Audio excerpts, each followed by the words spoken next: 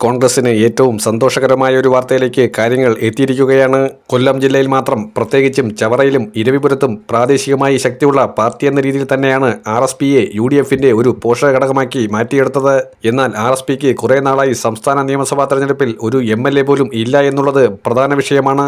കഴിഞ്ഞ നിയമസഭാ തെരഞ്ഞെടുപ്പിൽ ഒരൊറ്റ സീറ്റ് പോലും RSPക്ക് നേടിയെടുക്കാൻ സാധിച്ചിട്ടില്ല എന്നുള്ളത് അവരെ വിഷമഘട്ടത്തിലേക്ക് കൊണ്ടുപോകുന്ന കാര്യമാണ്. മുൻ മന്ത്രിയായ ഷിബു ബേബി ജോൺ RSP ടിക്കറ്റിൽ നിന്ന് 2016 2021 ചവറയിൽ നിന്ന് മത്സരിച്ചെങ്കിലും അദ്ദേഹം പരാജയപ്പെടുകയാണ് ഉണ്ടായത്. അതുകൊണ്ട് തന്നെയാണ് ഇപ്പോൾ RSP ഒരു തീരുമാനമെടുക്കുന്നത്.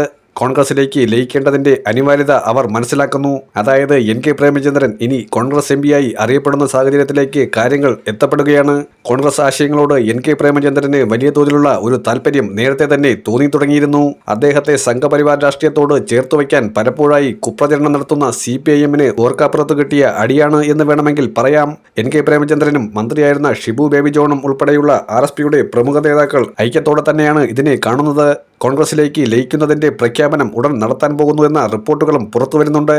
വളരെ വൈകാതെ തന്നെ കോൺഗ്രസിലേക്ക് RSPയുടെ ലയനം ഉണ്ടാകും. ആദ്യമൊക്കെ പല നേതാക്കളും വിയോജിപ്പ് അറിയിച്ചിരുന്നുവെന്ന് തന്നെയാണ് വ്യക്തമാകുന്നത്. എന്നാൽ RSP UDFന്റെ ഘടകമായി തുടരുന്നതിനേക്കാൾ നല്ലത് കോൺഗ്രസിലേക്ക് ലയിക്കുക എന്ന രീതിയിലേക്കാണ് തീരുമാനം.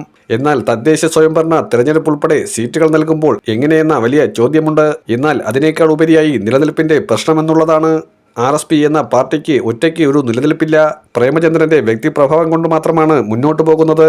അദ്ദേഹം ശക്തമായി ഇന്ത്യ മുന്നണിക്ക് വേണ്ടി ലോക്സഭയിൽ ഏറ്റവും മികച്ച ജനപ്രതിനിധി എന്ന രീതിയിൽ തന്നെ മികച്ച പ്രവർത്തനം നടത്തുന്നുണ്ട്.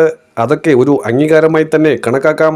അതുകൊണ്ട് തന്നെയാണ് അദ്ദേഹത്തിനെ ജനങ്ങൾ വീണ്ടും വീണ്ടും തിരഞ്ഞെടുക്കുന്നതും. മുൻപ് 1.5 ലക്ഷം വോട്ടിന്റെ ഭൂരിപക്ഷത്തിൽ KN ബാലഗോപാലിനെ പരാജയപ്പെടുത്തി ഇത്തവണ M മുകേഷിനെയും പരാജയപ്പെടുത്താൻ അദ്ദേഹത്തിന് സാധിച്ചു.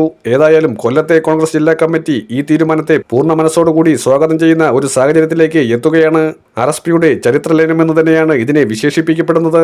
തീർച്ചയായും ആ ലയനം കേരള രാഷ്ട്രീയത്തിൽ ഉണ്ടാക്കുന്ന സ്വാധീനം വളരെ വലുതായിരിക്കും. കാരണം അടുത്ത തെരഞ്ഞെടുപ്പിൽ കോൺഗ്രസിന്റെ മിന്നുന്ന വിജയത്തിന് ഇത് വഴിവെക്കുമെന്ന് ഉറപ്പാണ്.